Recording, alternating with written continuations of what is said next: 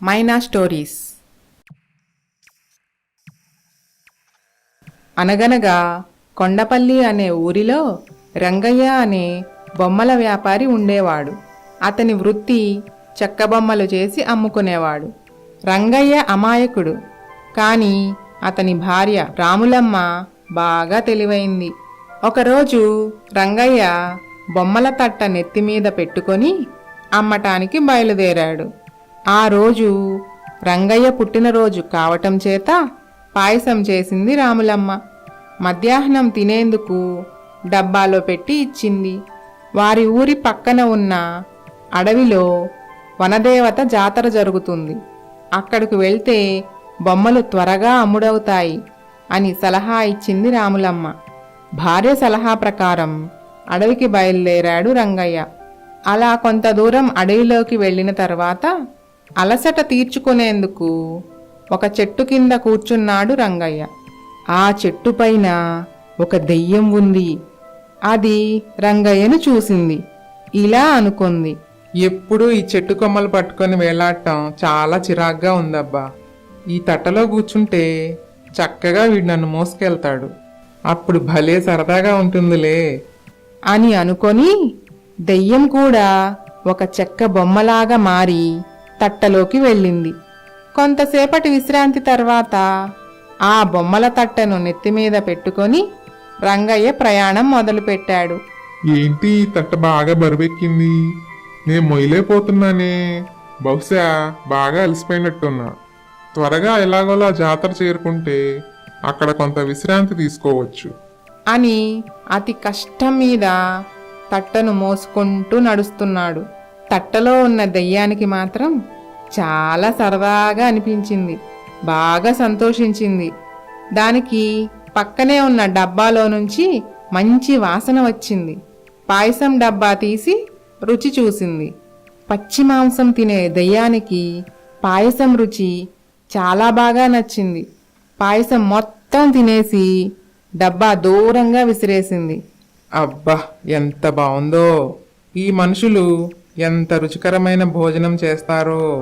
వీళ్ళ ఇంటికి వెళ్తే రోజు రుచికరమైన పదార్థాలు తినొచ్చు అని అనుకుంది. ఎలాగోలా జాతర జరిగే ప్రదేశానికి చేరుకున్నాడు రంగయ్య. ఏదైనా తిందామని చూస్తే పాయసం డబ్బా కనిపించలేదు. దారిలో ఎక్కడో జారి పడిపోయిందిలే అనుకొని జాతరలో పెట్టే ప్రసాదం తిని కొన్ని బొమ్మలు అమ్ముకొని ఇంటికి బయలుదేరాడు రంగయ్య. అందరూ ఎటు వాళ్ళు అటు వెళ్తున్నారు. కానీ ఒక అమ్మాయి మాత్రం అక్కడే నిలబడి ఏడుస్తూ ఉంది.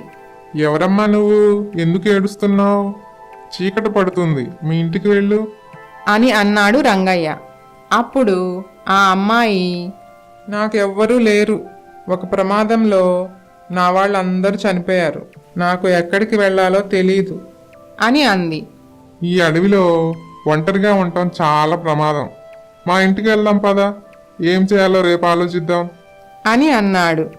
పాపం రంగయ్య, దెయ్యమే అమ్మాయిగా మారిందని ఏం తెలుసు? ఆ దెయ్యాన్ని వాళ్ళ ఇంటికి తీసుకువెళ్ళాడు. ఆ రాత్రి ఆ దెయ్యానికి భోజనం పెట్టి ఆశ్రయం కల్పించారు. మరుసటి రోజు రాములమ్మ, చూడమ్మా, మావి పేద బతుకులు. ఒకరోజంటే ఎలాగో తిండి పెట్టగలం. ఇక నీ దారి నువ్వు చూసుకో అని అంది. అప్పుడు ఆ దెయ్యం, నాకెవ్వరూ లేరమ్మా, దయచూపండి. నాకు అన్ని పనులు వచ్చు. ఇంటి పనులు, తోట పనులు, చెక్క బొమ్మలు కూడా బాగా చేస్తాను. నాకు ₹1 కూడా జీతం ఇవ్వనవసరం లేదు. 3 పూట్ల మంచి భోజనం పెట్టండి చాలు. నేను చేయలేని పని అంటూ ఏదీ లేదు. ఒకవేళ మీరు చెప్పిన పని ఏదైనా నేను చేయలేకపోతే మీ ఇల్లు వదిలి వెళ్ళిపోతాను అని చెప్పింది. పైసా ఖర్చు లేకుండా అన్ని పనులు చేస్తానంటుంది. భోజనమేగా, పెట్టొచ్చులే అని అనుకున్నారు ఆ దంపతులు. ఆ రోజు మొదలు భార్యాభర్తలు నిద్ర లేచేసరికి అన్ని పనులు చేసి సిద్ధంగా ఉంచేది ఆ దెయ్యం. అన్ని పనులు అయిపోయాయమ్మా, ఇంకా ఏమైనా ఉంటే చెప్పండి, చేసేస్తాను.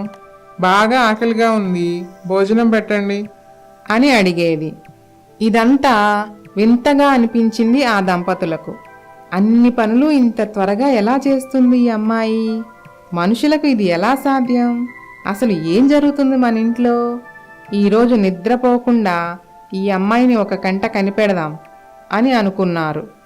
ఆ రాత్రి నిద్రపోకుండా దయ్యానికి అనుమానం రాకుండా దాన్నే గమనించసాగారు.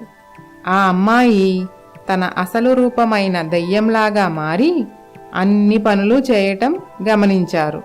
అదంతా చూసి భార్యాభర్తలు భయంతో గజగజా వణకసాగారు. ఒకరికి ఒకరు ధైర్యం చెప్పుకొని ఆ దయ్యానికి అనుమానం రాకుండా నటించారు. ఈ దయ్యం పీడ ఎలా వదిలించుకోవాలా అని బాగా ఆలోచించారు. రాములమ్మకు ఒక ఉపాయం తట్టింది. రోజులాగానే ఉదయాన్నే దయ్యం వచ్చి, అన్ని పనులు అయిపోయాయమ్మా, ఇంకా ఏమైనా ఉంటే చెప్పండి అని అడిగింది. అప్పుడు రాములమ్మ, చూడమ్మాయి, ఈ కూజాలో ఎన్ని నీళ్లు పోసినా కారిపోతున్నాయి. బయట నుంచి చూడటానికి బానే ఉంది కానీ ఎక్కడో చిన్న రంధ్రం ఉన్నట్టుంది. నువ్వు కూజా లోపలికి వెళ్ళి రంధ్రం ఎక్కడుందో చూసి చెప్పు, నేను బయట నుంచి చింతపండు అంటిస్తాను అని అంది. దెయ్యం ఏమీ ఆలోచించకుండా సరేనమ్మా, ఇప్పుడే చూసొస్తాను అని చెప్పి కూజాలోకి దూరింది.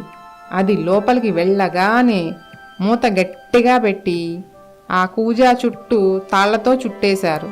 ఆ కూజాను జాగ్రత్తగా అడవిలోకి తీసుకెళ్లి భూమిలో పాతిపెట్టారు.